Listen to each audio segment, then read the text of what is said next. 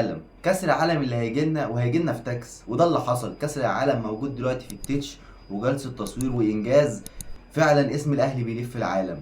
هنتكلم عن حاجات كتير النهارده، وهنتكلم على تبعيات ماتش الاهلي والمحله وعن اللي جاي. هنتكلم عن كل حاجه، بس طبعا زي ما انتم عارفين قبل اي حاجه كلنا نصلي على النبي عليه افضل الصلاه والسلام. واللي مش مشترك في القناه يشترك وتفعل زر الجرس وتضغط لايك على الفيديو، ده فضلا وليس امرا. ازيكم عاملين ايه؟ يا رب تكونوا بصحه وبخير وبسلامه وكل الحاجات الجميله ديت. كاس العالم وصل الاهلي. كاس العالم بنسخته الجديده، كاس العالم 2025 موجود في الاهلي، واللعيبه عملت جلسه تصوير معاه. ودي حاجه كلنا بنحلم بيها، وحاجه معتاده على النادي الاهلي ان هو دايما بيشرفنا في المحافل الكبيره. وحاجه مش غريبه. يعني الصوره اللي هوريها لك ديت مثلا، دي صوره امام عاشور واشرف بن شرقي جنب كاس العالم. عايز اقول لك عزيزي المشاهد ان الاتنين لعيبه دول لو كانوا فضلوا في الزمالك لمده 40 سنه ما كانوش عارفين يتصوروا صوره زي دي. وده الفرق بين نادي كبير ونادي وضيع. بالظبط كده. انت هي ملهاش غير كده. انت جاي النادي الاهلي، انت طموحك لاعلى ممكن، يعني دماغك توديك في اي حته. انت هتلعب في اي مكان، في اي حته، في اي بطوله، في اي هتلعب اي خصم. الناس اللي انت بتلعبهم في البلاي ستيشن هتلعبهم في الحقيقه. ده النادي الاهلي. لكن هتفضل موجود في نادي الزمالك، فانت هيفضل وضعك بتلاعب بترول اسيوط وبتلاعب نادي زد وبتلاعب، مع احترامي للانديه دي كلها، بس هو ده خلاص. هو هيبقى طموحك هنا. يا اما هتروح تلعب كونفدراليه مع ابو سليم وام ابراهيم هو ده طموحك هنا وهنا. ده الفرق. انت لما تقعد تبص كده، ده طموحك هنا. فالنادي الاهلي باختصار في العالميه. اللي عايز يحقق طموحه، والطموح الحقيقي، الطموح الحقيقي في النادي الاهلي مش في مكان تاني. انت عايز تحقق طموحك تروح النادي الاهلي بس، واتقفلت على كده. وعايز افهمك حاجه، ان نص لعيبه الدوري اهلاويه، والنص التاني عايز يروح الاهلي. يعني نص اهلاوي والنص عايز يروح الاهلي. يعني في نص اللي هم مش اهلاويه، هم بيشتغلوا وبيتعبوا عشان مستنيين عرض من الاهلي. بيلعبوا بقى في الزمالك، بيلعبوا في الاسماعيلي، بيلعبوا في اي نادي في مصر. هم عايزين يجوا الاهلي. هم طموحهم الاول. يعني طموحهم الاول اكيد الاحتراف، لكن هم عايزين يجوا الاهلي. تمام. امام عاشور الحمد لله اطمنا عليه. امام عاشور اطمنا عليه كدمه خفيفه، وان شاء الله هيلحق ماتش الاسماعيلي وهيلعب ماتش الزمالك. فالحمد لله. واتمنى ان في ماتش الاسماعيلي ما ياخدش وقت كبير في الماتش. يعني انا اتمنى ان هو ما يبداش. اتمنى ان احنا مثلا في ماتش الاسماعيلي نريحه، ياخد اخر نص ساعه لو محتاجينه. لو الماتش مشي تمام ومش محتاجينه ما يلعبش الماتش ده، يريح. عشان امام عاشور الفتره اللي فاتت احنا هلكناه حرفيا. فاتمنى ان امام عاشور، هو انا مش عارف اقول له ايه، هو شبح. هو شايل الفرقه لوحده حرفيا في الوقت الحالي. انت عندك بقالك فتره تخبط في كل حاجه. الجهاز الفني مش شايف، مارسيل كولر مش شايف، الفرقه مش شايفه. الوحيد يعني النور اللي في وسط الضلمه دي كلها هو امام عاشور. بينزل يستلم وبيجيب اجوان وفاولاته بالدماغ وبالرجل ويمين وشمال وراس حربه ونص ملعب، بيعمل كل حاجه في الملعب. فاتمنى ان احنا نريحه عشان محتاجينه ماتش الزمالك وماتشات افريقيا اللي جايه. فلازم نريح امام عاشور شويه. الخبر اللي مش كويس، كابتن احمد شوبير امبارح قال ان امام عاشور، ان اشرف بن شرقي هيبقى موجود في ماتش الزمالك بس مش هيبقى جاهز بنسبه 100%، وممكن ما يلعبش الماتش، وممكن ياخد دقائق صغيره في الماتش. انا كنت اتمنى ان اشرف بن شرقي يكون موجود. لاعب هيفيدنا، خصوصا ان الفرقه عندك ناقصه مراكز كتير. خصوصا انت لو سالتني ايه رايك في الصفقات اللي اتعملت في يناير، او راضي بنسبه كام على على الصفقات اللي اتعملت. انا شخصيا، وممكن حد يقول عليا مجنون، انا راضي بنسبه 50%. هم رضونا بحته بن شرقي. لكن انت ما مليتش فراغات الملعب كلها. هتقول لي ازاي؟ اقول لك ان انت ما عندكش مدافعين. انت المفروض كنت لازم على الاقل، انت جبت العش وجايبه اعاره. المفروض العش ده مبدئيا تفعل بند الشراء. يعني ما هو اصلا مش مفيش في العقد بند شراء. انت لازم تتحرك عشان تشتري اللاعب، ولازم تشوف لك مدافع كمان معاه، على الاقل واحد كمان. ده كان لازم يحصل. كنت لازم تجيب لي لعيب مركز 8 بكواليتي مختلف. يا تجيب لي 10 يا تجيب لي 8. يعني يا تجيب لي لعيب مركز 10 يا تجيب لي لعيب مركز 8 جنب امام عاشور. لكن انا اللعيبه اللي عندي كلها في نص الملعب باستثناء امام عاشور وقفشه لما بيكون فايق. قفشه مش فايق بقاله فتره. اللعيبه كلها بتلعب في نص ملعبنا. محدش عنده حلول للنص اللي قداماني. يعني محدش بيعرف ياخد الكوره ويغير لك شكل الملعب قدام. انت شفت امبارح بينزل لك نيدفيد. يعني مش محتاجين نتكلم على نيدفيد. فاحنا كنا عايزين كده. كنت محتاج على الاقل وينج بيلعب بشماله او وينجين. يعني انت محتاج لعيبه. فلا الاهلي الميركاتو ما كانش يعني احسن حاجه، بس طبعا احسن من ما فيش، فالحمد لله. محتاجين صفقات تاني طبعا، بس خلاص الميركاتو قفل. فاحنا بنتكلم بقى على الصيف. يعني الصفقات لو جبنا صفقات هيبقى في الصيف قبل كاس العالم. ف اتمنى السكواد اللي موجود دوت يحقق طموحاتنا ورغباتنا على الاقل في الفتره اللي جايه ديت، اللي هم انت خلاص السكواد ده هيكمل معاك بطوله الدوري وهيكمل معاك لحد نهائي افريقيا. مفيش اي حاجه تاني، خلاص هو السكواد ده اللي هتعتمد عليه لحد نهائي افريقيا.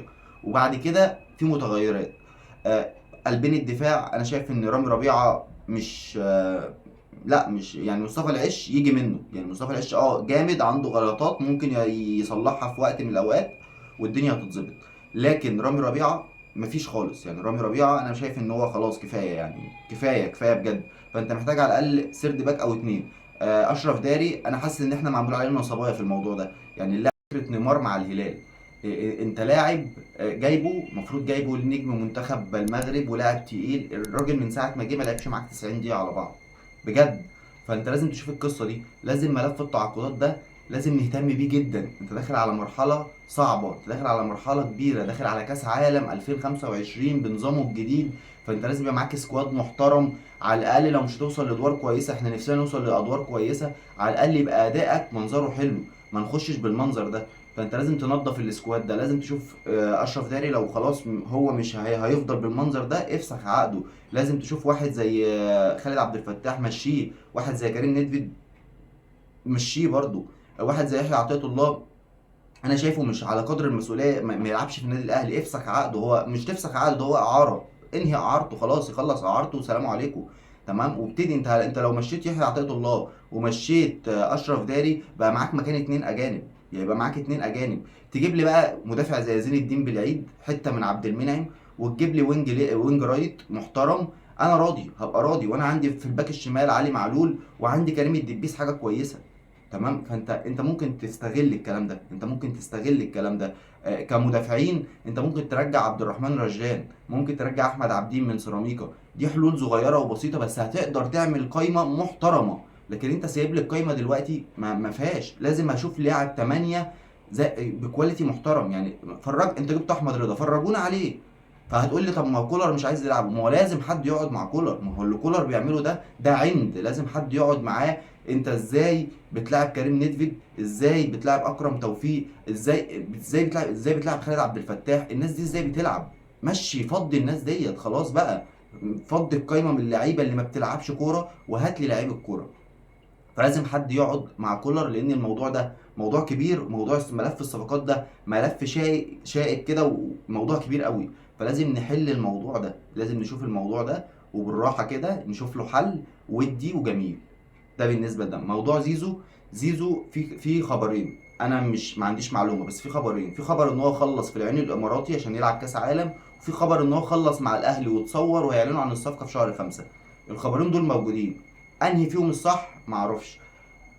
سواء العين الاماراتي او سواء الاهلي، انا شايف زيزو ان هو يمشي من الزمالك فهو عمل الصح. هتقول لي ليه؟ هقول لك لان هو طول ما هو قاعد في الزمالك لو قعد 100 سنه خلاص هو طموحه متحدد، يعني طموحه يفضل متحدد، اللي هو انا بلعب كاس مصر، بلعب دوري، باخد كاس كل كام سنه، باخد دوري كل كام سنه، بلعب كونفدراليه لكن هروح بقى العب دوري ابطال والعب كاس عالم مش موجود. اقابل الفرق الكبيره دي مش موجود. زيزو هتقول لي انت بتقول عليه لعيب بالونه ومش بالونه، انا بقول لك انا شخصيا زيزو لعيب كويس، بس جمهور الزمالك هو اللي نفخه زياده عن اللزوم، يعني جمهور الزمالك نفخه زياده عن اللزوم. بص امام لما اتشال من الزمالك واتحط في منظومه ناجحه بقى عامل ازاي، انفجر. لكن لو انت جبت زيزو برضه حطيته في منظومه ناجحه، مش بقول لك على الاهلي، في اي منظومه ناجحه هتلاقي زيزو قد كده 10 مرات. المنظومه بتساعد اللاعب، وفي الزمالك ما في المنظومه بتاعت الزمالك ما تساعدش اي لاعب، حتى لو انت جبت كريستيانو رونالدو مش هتساعد المنظومه ذات نفسها، والاجواء مش هتساعده. اجواء الزمالك ما تساعدش اي لاعب، لكن اجواء الاهلي تساعد اي لاعب وتنجح اي لاعب. فخطوه كويسه لزيزو سواء رايح العين الاماراتي او رايح او جاي الاهلي، خطوه كويسه. ولو جه الاهلي دي صدمه لجمهور الزمالك، يعني انا مش عارف، احنا نخلي بس الكلام كل حاجه في وقتها، يعني كل حاجه هنتكلم عليها في وقتها، خلينا في الوقت الحالي. اتمنى للاهلي التوفيق، اتمنى اشوف الاهلي في احسن حال. موضوع كاس العالم ان هو اللعيبه بتتصور معاه وان احنا رايحين كاس عالم، الموضوع ده بسطني جدا ومفرحني جدا. اداء الاهلي مش عاجبني الفتره ديت، بنكسب الحمد لله بس انا مش راضي عن اداء الاهلي، مش راضي عن ناس موجوده في سكواد الاهلي، مش راضي عن اداء كولر في الفتره الاخيره وعنده مع بعض اللعيبه، مش راضي عنه خالص. لازم حد يقعد مع كولر، ولازم نشوف صفقات، ولازم نشوف اللعيبه اللي ماشيه، ولازم نهندل الكلام ده كله قبل كاس العالم. ولازم في الفتره دي، لان انت عندك بعد ماتش الزمالك انت داخل في افريقيا وعندك مدعكه، فلازم احنا في الوقت ده نلخص كل الكلام ده، نحل الكلام ده كله في الفتره ديت. اتمنى ان مجلس اداره الاهلي يشوف حد يقعد مع كولر، يجيب الراجل كده ويقعد معاه الدنيا، وانت ليه بتلاعب دوت، وانت ليه مش عارف ايه، ولسه ليه مصر على ده، وليه ما بتلعبش ده. لازم ما فيش حاجه اسمها ما ينفعش واحنا ما بنتدخلش. انت مش بتتدخل، بس انت لازم في وقت معين تقعد مع الراجل، لان عنده ده هيودينا احنا في حته مش كويسه، وهيوديه هو في حته مش كويسه، واحنا ده اللي احنا مش عايزينه. احنا عايزين الاهلي يفضل كويس، احنا مش فارق معانا مين بيلعب في الاهلي ومين ماسك اداره الاهلي ومين احنا يفرق معانا النادي الاهلي، فاحنا بنشجع النادي الاهلي ولا بنشجع لعيبه. ولا انت لو الصبح قلت لي هتمشي كولر، ما ان انا بحب اقول لك مشي، خلاص انا مع النادي، انا ماليش علاقه. لو قلت لي ان انت الصبح هتمشي امام عاشور، مشي، انا مع النادي. اه ممكن نطلع نتكلم طب ليه، طب مش عارف ايه، لكن في الاول وفي الاخر احنا مع النادي. احنا مع النادي الاهلي اللي بنحبه من واحنا عيال لحد ما كبرنا. فانتوا حققوا لنا طموحاتنا واحلامنا بتقول ان في لعيبه ما ينفعش تلبس تيشيرت النادي الاهلي. الاداء اللي احنا شايفينه بقالنا فتره ده ما ينفعش، الاداء اللي احنا شايفينه بقالنا فتره ده ما يرضيش ربنا. بنكسب بس لا، محتاجين شويه تعديل، محتاجين كام صفقه، محتاجين ناس تمشي، محتاجين حد يقعد مع كولر يفهم منه ليه الدنيا عامله كده، محتاجين حاجات كتير. اتمنى تكون الحلقه عجبتكم، ولو انت لسه مكمل معايا لاخر الحلقه اتمنى ان انت ما تنساش تشترك في القناه وتفعل زر الجرس وتضغط لايك دعما ليا، وان شاء الله اشوفكم بكره على خير، والسلام عليكم ورحمه الله وبركاته.